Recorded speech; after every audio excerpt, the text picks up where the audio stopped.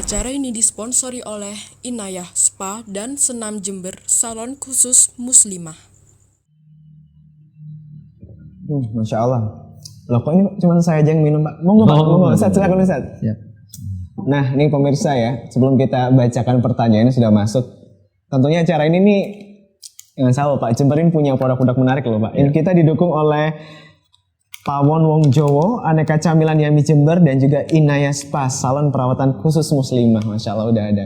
Pak monggo dicoba, ini produknya Wong Jowo Snack. Ini kalau kita kenali namanya kuping gajah. Oh, walaupun nggak mirip Pak ya. Iya. Monggo Ustaz, silakan Ustaz. Iya. Silakan. Monggo Ustaz. Ini Saya kuping gajahnya aja kuping kayaknya. gajah, Iya. baik. Kue Perlu dicoba kacang. ini. Tapi sebetulnya ini mirip kuping tetangga saya. Masya Allah Pak. Baik. Ya, ini mulai zaman Pak Handako kecil namanya kuping gajah Pak ya? Kayaknya gitu kayaknya. Itu ya, baik. Ya, pemirsa Laika TV, kita masih membahas tentang perempuan bangkit. Tentunya ini menjadi satu hal yang tidak bisa kita kesampingkan, bahwa walaupun mungkin ini tidak terjadi atau menimpa pada keluarga kita, tapi kita yakini ini menjadi permasalahan yang memang harus menjadi kepedulian bersama, bukan hanya kepedulian pemerintah ya. Karena sekali lagi untuk membesarkan anak kecil, saya teringat ya, to raise a child it takes a village ya. Jadi untuk menumbuhkan atau menumbuh kembangkan seorang anak kecil itu ternyata butuh bukan hanya bantuan dari orang tuanya, tapi juga tetangganya, bahkan mungkin kepala desanya Pak ya, atau satu warga yang ada di kompleks tempat dia tinggal. Sudah ada beberapa pertanyaan yang masuk, kita akan coba bacakan satu persatu nih Pak. Yang pertama nih dari hamba Allah di Jember. Izin bertanya nih Pak, apakah saat ini Jember masih ada praktek dukun-dukun beranak? Nah, di lingkungan saya sendiri ada beberapa kali berita duka belakangan ini dan meninggal saat melahirkan dengan tenaga dukun di rumahnya. Bagaimana Pak? Terkait dengan dukun bayi itu sebenarnya sudah jelas ya aturannya. Sekarang ini persalinan harus tenaga kesehatan. Jadi dukun-dukun bayi yang dulu menolong persalinan itu sekarang menjadi mitranya tenaga kesehatan. Sehingga mungkin dari sisi tradisi budaya masyarakat di situ dia mendampingi dan memberi support kepada tenaga kesehatan yang ada. Ketika dukun bayi itu melakukan persalinan sendiri, maka dia adalah melanggar aturan dan tentunya harus ada konsekuensi dari dukun yang bersangkutan untuk bisa mempertanggungjawabkan apa yang dilakukan itu. Apalagi sampai terjadi kematian dan lain sebagainya. Baik, ini bahkan ada satu fakta, anak meninggal dunia ya pemirsa, karena diberi bubur di usia yang kurang dari 1 bulan. Bahkan harusnya kan 6 bulan awal itu ASI eksklusif Pak ya. Nah itulah persoalan-persoalan seperti itu yang menjadi problem serius, sehingga kematian bayi di Kabupaten Jember ini angkanya cukup tinggi. Kematian ibu bahkan juga cukup tinggi karena tenaga medisnya barangkali tidak menjangkau itu, atau secara sembunyi-sembunyi masyarakat kurang fair ya, kurang transparan, kurang terbuka, karena terlalu tradisional barangkali dia memilih itu.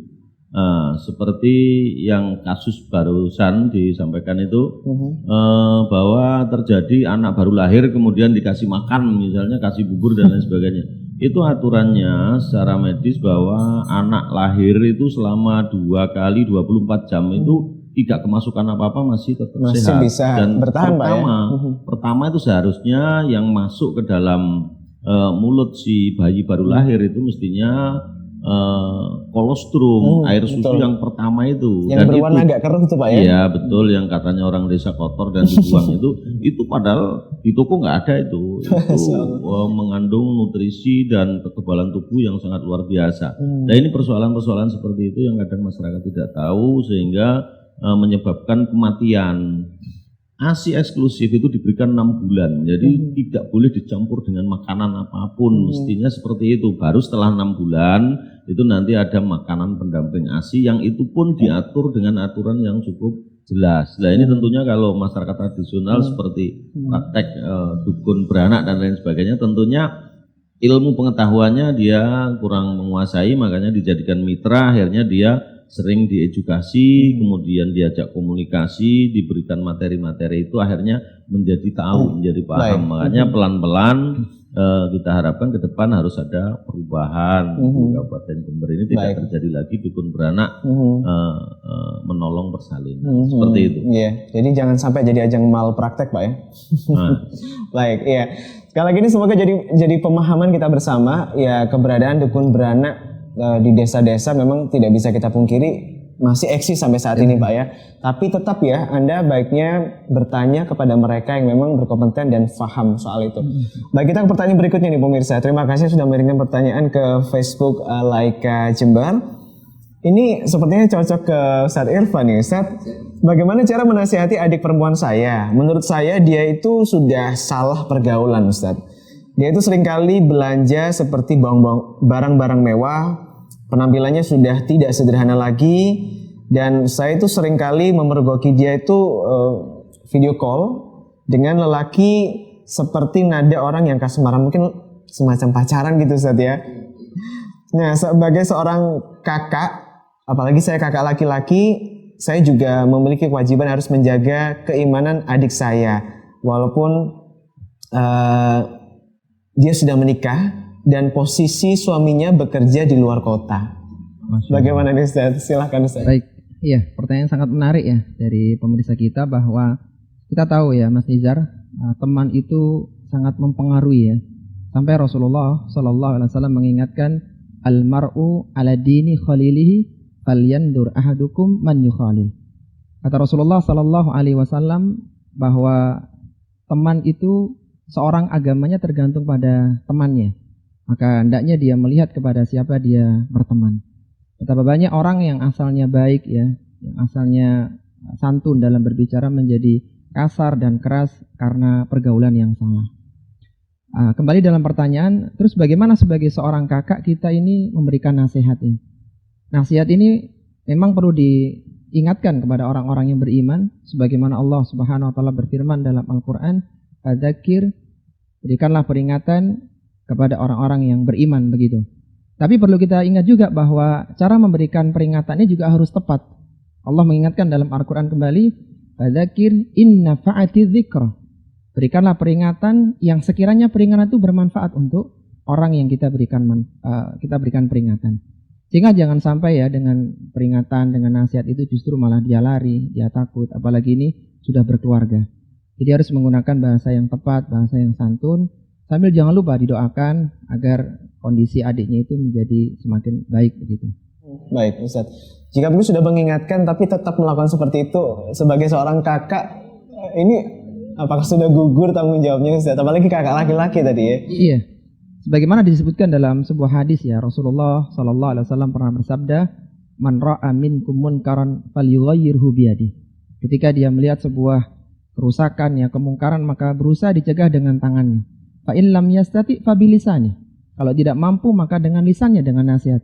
Fa in lam yastati fa biqalbi wa dzalika at'aful iman. Kalau dia tidak mampu maka dengan hatinya, dan itu adalah salamah lima iman.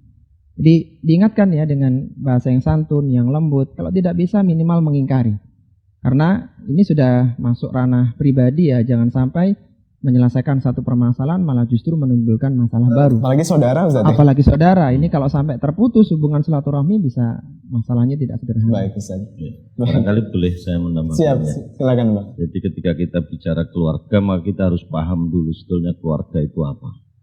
Keluarga itu menurut Undang-Undang 52 tahun 2009 adalah unit terkecil dalam masyarakat yang terdiri dari suami istri. Ketika dia sudah punya anak, maka suami istri dan anak. Bisa terjadi ketika suami meninggal kena COVID, maka istri dan anak. Nah ini problematika yang terjadi, ini tentunya harus dengan persiapan-persiapan. Jadi ketika sampai terjadi seperti itu, maka itu membuktikan bahwa persiapan kehidupan berkeluarga itu tidak berjalan dengan sebaik mungkin. Dan di dalam keluarga itu ada fungsi-fungsi yang sudah betul-betul terkunci. Yang pertama adalah fungsi agama. Ketika orang itu beragama dan implementasi agamanya bagus, maka anak-anak akan menjadi baik. Istri menjadi baik, suami menjadi baik. Kemudian fungsi sosial budaya, tradisi masyarakat, kebiasaan masyarakat yang bagus ini perlu diwariskan dari generasi ke generasi. Sehingga fungsi ini berjalan, maka anak itu tidak akan jauh dari orang tuanya. Kemudian yang ketiga, adalah fungsi cinta dan kasih sayang. Jadi bagaimana suami dengan istri harus saling menyayangi, saling Walaupun mencintai. berjauhan tadi ya disampaikan suami istri Ya, berjauhan. ekspresi cinta dan kasih sayang ini kan tidak harus dekat. Iya kan? Namanya cinta, sayang pasti tidak akan melakukan hal-hal yang tidak menyenangkan bagi lawannya kan seperti itu. Baik. Kemudian yang berikutnya adalah fungsi perlindungan. Jadi bagaimana setiap anggota keluarga ini baik suami, istri maupun anak-anak semua terlindungi dengan baik. Sehingga tidak ada yang sembunyi, tidak ada yang tidak transparan, bahkan HP disembunyikan, dibuka suaminya katanya melanggar aturan dan atau dibuka istrinya katanya tidak boleh dan lain sebagainya. Ini persoalan-persoalan dan masih ada fungsi sampai 8 ini sebetulnya. Baik, baik. Oke. Iya. Jadi intinya saling menjaga, Pak ya. Harusnya baik, begitu. Baik, ya. Iya. Ini ada pertanyaan juga yang menarik ya dari pemirsa Laika TV. Assalamualaikum warahmatullahi wabarakatuh. Qadarullah, 1 bulan saya sudah bercerai. Dia pergi, tidak bisa dihubungi. Dia ini pasangannya ya, Iya. Mas Ustadz ya. Mantan. Sudah, nggak tahu udah mantan atau belum nih Pak ya. Dia sudah mengucapkan talak 3. Ini berarti statusnya sudah resmi Cerai, ya. bercerai saja Bercerai. secara agama. Iya. Tapi secara undang-undang negara belum Pak ya. Kalau belum ada surat cerainya Putusan belum. berarti belum ya Pak ya. Baik. Saya sudah berusaha untuk menghubungi keluarganya untuk segera sah mengurusi secara negara, tapi tidak ada respon. Dan saya menemukan foto dia ternyata telah menikah lagi di medsos. Saya bingung saat ini, saya harus bagaimana karena saya tidak bekerja dan bagaimana status anak saya. Saya sebagai seorang wanita tentunya tidak mampu untuk membiayai semua keperluannya. Anak masih ASI dengan saya dan saya harus lapor kemana? Sebelum ke agama nih, sudut pandang agama nih Pak ya. Lapornya kemana dulu ada kasus seperti ini? Seharusnya berani melapor ke DP3 AKB. Nanti akan ada solusi di sana. Alurnya gimana nih Pak? Iya, lapor aja di P2 TP2 itu di UPT pelayanan terpadu. Nanti laporkan problematikanya seperti apa, maka alur itu kita telusuri, nanti kita kawal sampai betul-betul terfasilitasi dengan baik. Karena harapan kita ke depan itu adalah setiap perempuan itu harus berdaya. Anak-anak harus terlindungi, sehingga keluarga berkualitas itu akan bisa dicapai. Seperti itu. Ini suaminya misalnya diketahui nih Pak ya, keberadaannya. Ya. Apakah itu nanti akan diproses oleh Ya, dinas atau paling seperti tidak apa? kita upayakan untuk bisa diketemukan jawabannya seperti apa. Maunya gimana gitu Iya, Pak ya? maunya seperti apa kan seperti itu. Jadi tidak boleh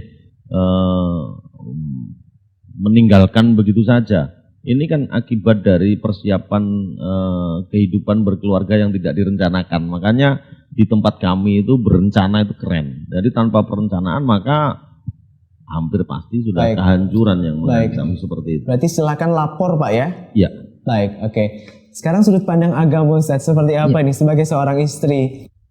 Iya, seharusnya ketika terjadi perceraian ya, maka istri ini tetap tidak ada kewajiban sebenarnya untuk mencari nafkah, apalagi sampai anaknya. Siapa yang menafkahi? Yang menafkahi adalah aqarib, orang-orang yang dekat. Jadi bapaknya, kalau tidak ada saudara laki-lakinya, dan semisalnya. Jadi orang-orang yang dulu pernah menjadi wali ketika dia menikah. Nah, termasuk juga anak tadi. Jadi kalau mungkin mantan istri ada, mantan anak tidak ada, Mas Nizar. Betul, betul. Sehingga harusnya nafkah kepada anak itu terus berjalan. Siapa yang menafkahi? Ya tadi, mereka-mereka yang dekat dengan wanita tersebut. Sehingga tidak ada wanita yang akhirnya dengan kejadian tadi memaksakan diri untuk mencari nafkah, misalnya. Seharusnya keluarga siap untuk menanggung. Yang tadi disebutkan oleh Pak Andoko, perlu perencanaan untuk pernikahan itu. Baik. Masya Allah. Baik. Jadi walaupun suaminya sudah tidak mau bertanggung jawab lagi, harusnya yang menjadi walinya Ustaz ya, yang Iya. yang Bapaknya, menafkahi. iya, yang menafkahi wanita tadi dan juga anaknya. Baik, baik, ya, baik. Ya pemirsa Laika, masih ada banyak pertanyaan menarik yang kita akan coba bahas di segmen berikutnya. Tetap pasti bersama kami.